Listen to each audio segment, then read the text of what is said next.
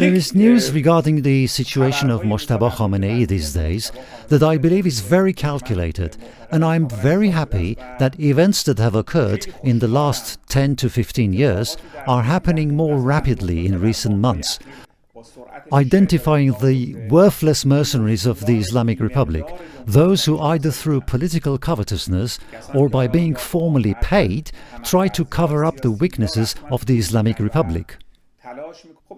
I think this event is unprecedented historically and geographically. That is, neither in the history of our country has such an event occurred, nor have we witnessed such a situation across the geography of any country, that someone is introduced as the leader of a regime and more than 3 days pass without him appearing, yet many are brought to the streets and invited to pledge allegiance to him with his framed photo, which is akin to pledging allegiance to a cardboard imam. However, not even a couple of lines of messages, albeit fake, have been sent from those representing him to thank the people or declare his readiness. It is still unclear whether this guy has even accepted the leadership role or not. Just where is he? I'm sure that despite all the braggings of the supporters of the Islamic Republic and their apparent expressions of joy that Khamenei has become younger, and it is likely that Said Tusi would be the happiest among them, there is a great turmoil in their hearts. Those who are happy, especially those who order others to rejoice, are themselves confused, because I am sure that if we assume that someone knows the fate of Mojtaba Khamenei, the number of people who are aware of his fate may not exceed the numbers of fingers on both hands, perhaps even fewer. On the other hand, we cannot deny that there are thousands, tens of thousands or even hundreds of thousands of people who support the Islamic Republic. These are individuals who are still uncertain, and no matter how much they trust the Islamic Republic media, they must question what it is supposed to mean that someone invites them to pledge allegiance to him, yet there is no news from him, not even a thank you as a formality. Now we should see a series of events, considering that they have officially announced the end of the temporary leadership council, including filling the command vacuum. How can there be no commander at the climax of a war, no chief for the armed forces, no minister of defense, and how can there be no news of the commander-in-chief of the army since the day of the attack, who is presumably among the dead? How can someone be a leader when they have officially announced that the temporary leadership council has completed its work and now a leader is in place, but not to have any thoughts about these positions in the midst of war? That aside, not even a few words of thanks, of readiness, not even a few words to say the assembly of experts made a mistake in electing me, or to say to the people, you are my subjects, you must defend me, anything, not a whisper. The Islamic Republic knows very well that its own media is so notorious, corrupt and deceitful that even the supporters of the Islamic Republic look at the news published by the official media of the Islamic Republic with skepticism. That is why they always try to predicate their statements on foreign media or experts from foreign media, or those who are falsely introduced as foreign media experts, for example introducing Atta Mohajerani, a mercenary of the Islamic Republic, as a BBC expert and quoting him. Or some individuals whose faces were not known in the early years of some Persian language media, but now people know that they are in some way formal or informal servants of the Islamic Republic. However, in government propaganda, they refer to them as so-and-so, an expert from this or that media. What is the reason for this? It is clear that they feel if something is published by the media opposing the Islamic Republic, it will be more acceptable and believable to the people.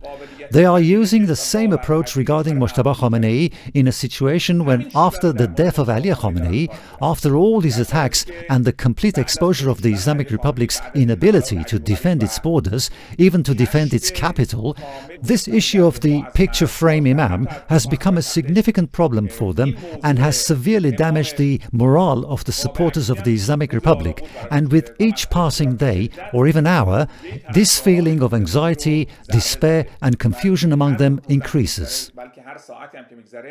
For this reason, they have hired a bunch of worthless mercenaries to alleviate some of the concerns of the supporters of the Islamic Republic. Why do I say worthless mercenaries? Because there is no longer any doubt that the Islamic Republic is a sworn enemy of Iran and Iranians. Anyone who wants to restore the damaged morale of the supporters of the Islamic Republic in any way is an enemy of the Iranian people. And such a person, in my opinion, is a worthless mercenary among the most worthless mercenaries of the Islamic Republic. Well, they started expressing their opinions, and in their latest discussions, they all consistently say that Mojtaba has sustained a minor injury and apparently was in Khamenei's adjacent room. Now, I don't know what he was doing in Khamenei's adjacent room. What we understand is that the meeting during which Khamenei was killed was a very important one. I believe Khamenei had only invited his 100% most trusted individuals. Those who were killed alongside Khamenei were permanent members of the Defense Council. Although the President, the head of the judiciary and the Speaker of the Parliament are also members of the Defense Council, they were not invited to the meeting in spite of being close to Khamenei. Without a doubt, and I say this based on experiences and analysis, not on news, as anyone who claims to have first-hand news is talking nonsense, because in my opinion, all those who had first-hand news were killed alongside Khamenei. But based on historical records and experiences, the leadership collective and the increasing role of Mojtaba Khamenei, we understand that he was present in such an important meeting, which even the Americans are now saying was supposed to be part of a process that the Islamic Republic was going to follow to take the initiative in the war. In such a crucial meeting, Mojtaba must have been present. On the other hand, the level of destruction and intensity of the attack was such that anyone there was killed. You see, Mojtaba's wife was killed, his brother-in-law was killed, and his niece from another sister was also killed. At least that's what they have said so far. That Mojtaba's mother has also been killed. Khamenei, we know, has been killed. So there is no logic in saying that Mojtaba's brother-in-law, along with his wife, plus Mojtaba's niece from another son-in-law, along with Mojtaba's mother, were killed, while Khamenei was also killed and Mojtaba survived.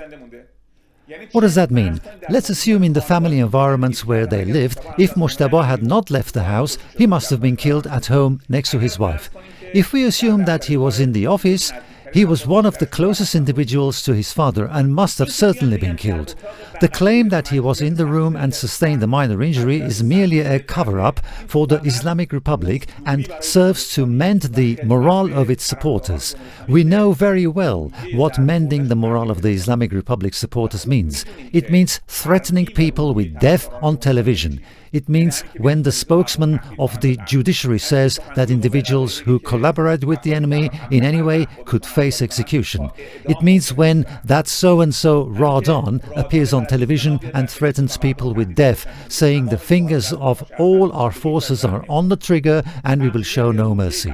Strengthening the morale of the Islamic Republic supporters includes conveying that Mojtaba is alive and well, and that's why they do this. And how vile are those who do this? The Islamic Republic itself does not dare to say this with any confidence.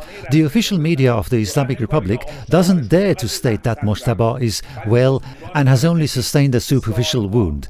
Then these mercenaries living abroad who have fed off the opposition for years and now want to feed off the Islamic Republic. I have to say that feeding off the Islamic Republic is one thing and working against the people through strengthening the Islamic Republic is another. It is strange that all these leftist media are on the same wavelength as some individuals whose positions have always been the same. Reuters, after the false news about Mojtaba was published, reported, citing apparently some officials from the CIA, that the Islamic Republic is very stable, is not shaken at all, and is not even facing defeat. You see, friends, the state of the regime is so bad and so unstable, and they are so certain of their downfall that they are showing it in various ways. They are certain they have failed. The actions that the Islamic Republic has started taking in getting into conflict with all its neighbors is certainly the actions of a regime that considers itself to be on its way out. I explained this in detail during a live session today. A government that has a reasonable amount of faith in its sustainability and longevity will not destroy all bridges behind it. The Islamic Republic is currently destroying all bridges behind it, to the extent that today, when a Security Council resolution against the Islamic Republic was proposed, even Russia and China did not object. Internally, the situation has become such that Ghalibaf is asking people to come out in the streets. What does that mean? It means the government is so on the edge of danger that the supporters of the government must be present to prevent any movement that could lead to its downfall. Otherwise, what can the presence of people in the streets do? The presence of people in the streets cannot fill the void of the Islamic Republic's air defenses, which do not exist. Tehran has become a playground for Israeli and American drones and missiles. The presence of people in the streets cannot address the insecurity of the borders, such that American and Israeli drones and missiles, whether from the south, east, west or north of the country, manage to travel thousands of kilometers to come and bomb Tehran. Well, the presence of people in the streets does not solve this. The presence of people in the streets means that if anyone makes the slightest move against the regime, they should kill them themselves, meaning creating fear and terror among the population. Could it be possible for a government to feel secure or not fear its own destruction enough to reach a point where it tells its people, I can't defend my existence, come to the streets? And in such circumstances, Reuters, which has betrayed the Iranian people like other English institutions and media during this time, comes and claims that according to unnamed CIA officials, our intelligence assessments show that the Islamic Republic is secure. Well, if the CIA has come to the conclusion that the Islamic Republic is not going anywhere, then Trump would definitely not engage in such a war. It would be very shameful for Trump to learn that the Islamic Republic won't be shaken at all. These reports are only given to Reuters, to the BBC and to the New York Times, and we have seen time and time again how baseless their news stories are and how their messages are intertwined with the interests of the Islamic Republic.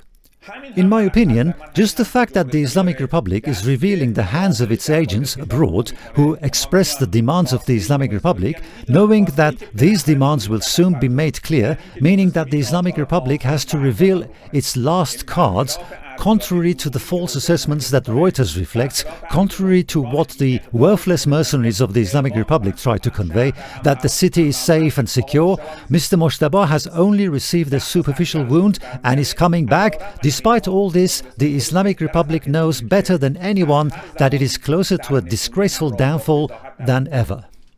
So, dear viewers, those of you who are abroad, to ensure that this process moves forward with speed and a hope for greater success, I kindly ask you not to leave the streets. Your presence in demonstrations abroad has been very impactful, and the people in Iran, despite the invitation from the murderer and thief Ghalibaf, I urge you not to go out of the house. I'm calling him a murderer and a thief not out of anger. He himself said about being a murderer, I thrashed the kids at the university, and his colleagues in the IRGC have exposed him as a thief. The tape that was supposedly leaked 3 to 4 years ago, which I believe was released by part of the regime itself, revealing the supposedly secret conversations between General Zolghadrnia, the then deputy of the IRGC, and General Aziz Jafari, the then commander of the IRGC, discussing the 8,000 billion tumans embezzlement by Ghalibaf and his efforts to cover it up with a legal facade. Now, let alone the family matters such as the so-called Layet Gate issue. I'm just mentioning what has come out from within the regime itself and his own words, proudly talking about sitting on a motorcycle and targeting the kids. These show that he is both a murderer and a thief. In these circumstances, he, being forced to invite people to the streets, while his colleagues and supporters helping to cover up the weaknesses, all are a sign of the regime's downfall. And woe to those who are trying to weaken the people's spirits and strike the morale of the supporters of the Islamic Republic. Thank you for your support, and I wish you all the very best.